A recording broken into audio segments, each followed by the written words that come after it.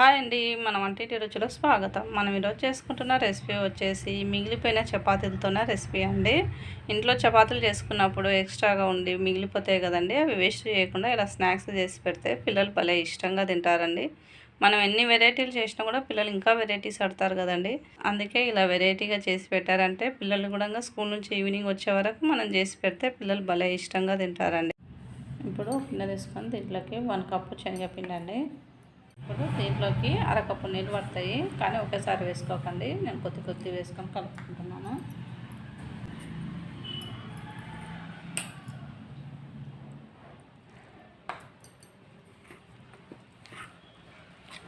దీన్ని మొత్తం ఇలా కలుపుకున్నాం కదా, ఇప్పుడు స్పూన్ తీసేద్దాము. దీంట్లో కొద్ది వాటర్ వేసుకున్నాము. మనం తీసుకున్న అరకప్పు నీళ్ళండి ఇదంతా వేసుకొని చేతితోన 1 నిమిషం లేక 2 నిమిషాలు ఇలా మనం మంచిగా కలుపుకోవాలి.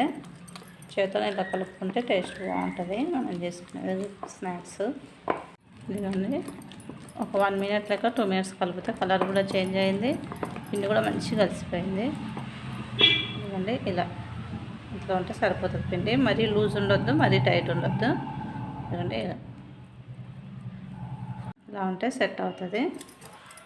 మనం తీసుకున్న అరకప్పు నీళ్ళు సరిపోయాయండి, అందుకే 1 కప్పు పిండికి అరకప్పు నీళ్ళు వాడాలని చెప్పాను.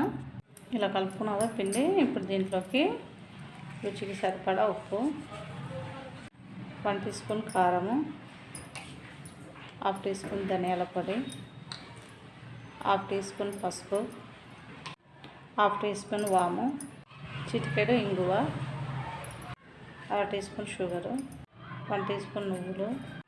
ఇప్పుడు దీంట్లోకి 2 వెల్లుల్లిపాయలు పొట్టు తీసి పెట్టుకున్నాను, తినేలా ఇలా కట్ చేసి వేసేసుకోవాలి, బాగుంటుంది టేస్ట్.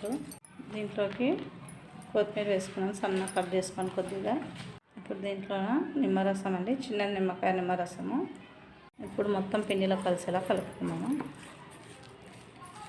2 పచ్చిమిరపకాయలు అండి, కొద్దిగా ఉప్పు వేసి దంచి పెట్టుకున్నాను, దీన్ని వేసి కలుపుకుందాము. ఫస్ట్ వేయాలి, మర్చిపోయినా నేను, మీరు ఫస్ట్ వేసేసుకోండి అన్నీ వేసేటప్పుడే. మనం చపాతీలు చేసుకున్న తర్వాత మిగిలిపోతాయి కదండి, అలా నా దగ్గర 2 మిగిలాయి. మనం తయారు చేసుకున్న స్టఫింగ్ ఉందో దీంట్లో పెట్టేసుకున్నాము. ఇప్పుడు ఒక చపాతీ తీసుకొని మనం తయారు చేసుకున్న పిండిగా మిశ్రమం దాన్ని పెట్టేసుకున్నాము.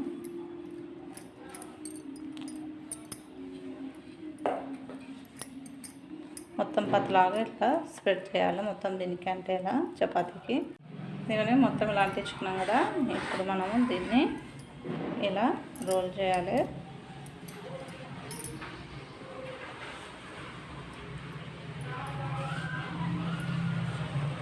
చూడండి, ఇలా రోల్ చేయాలి.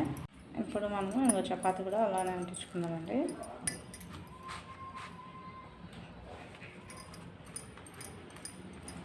మరీ పతలా అయితే కారిపోతుందండి, అందుకోసమే నేను మరీ పతలాగా మరీ గట్టి కూడా చేసుకోకండి, ఇట్లా ఉండాలని చూపించాను పిండి, అలా ఉంటేనే బాగుంటుంది.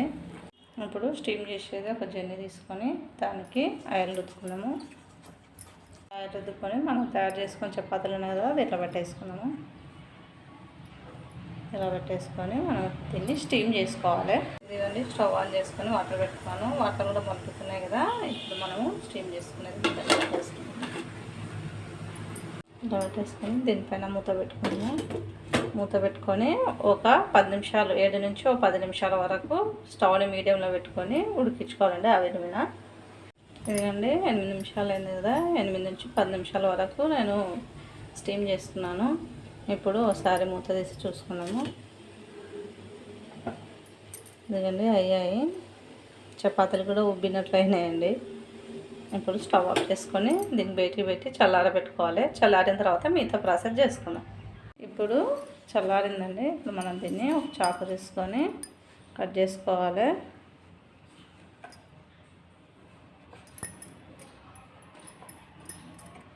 చూడండి, ఇలా కట్ చేసుకోవాలి.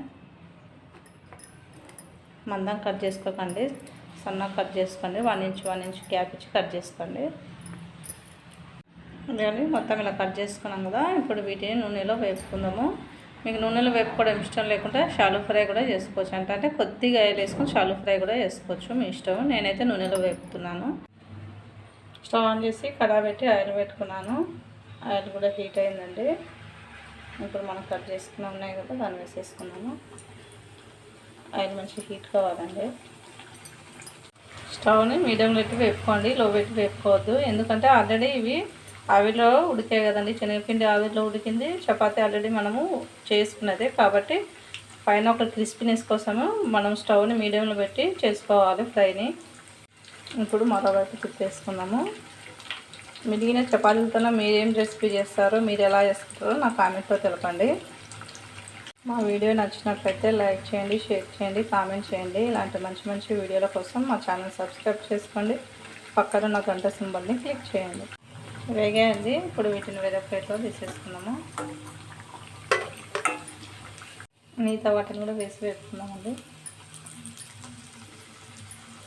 ఇంతేనండి. మనం ఎప్పుడైనా చపాతీలు మిగిలిపోతే వేస్ట్ చేయకుండా ఇలా వేసుకోండి. టేస్ట్ చాలా బాగుంటుంది. పిల్లలకు కూడా వెరైటీగా చేసినట్టు ఉంటుందండి. పిల్లలు స్కూల్ నుంచి వచ్చేసరికి మనం ఇలా వెరైటీగా స్నాక్స్ వేసి పెడితే పిల్లలు కూడా భలే ఇష్టంగా తింటారండి. చేసిన స్నాక్స్ వెరైటీ ఉంటుంది, టేస్ట్ ఉంటుంది, పిల్లలు కూడా బాగా నచ్చుతుంది. ఇదిగోండి, మిగిలిపోయిన చపాతీలతోనే ఎంతో టేస్టీగా ఉండే స్నాక్స్ రెడీ అండి.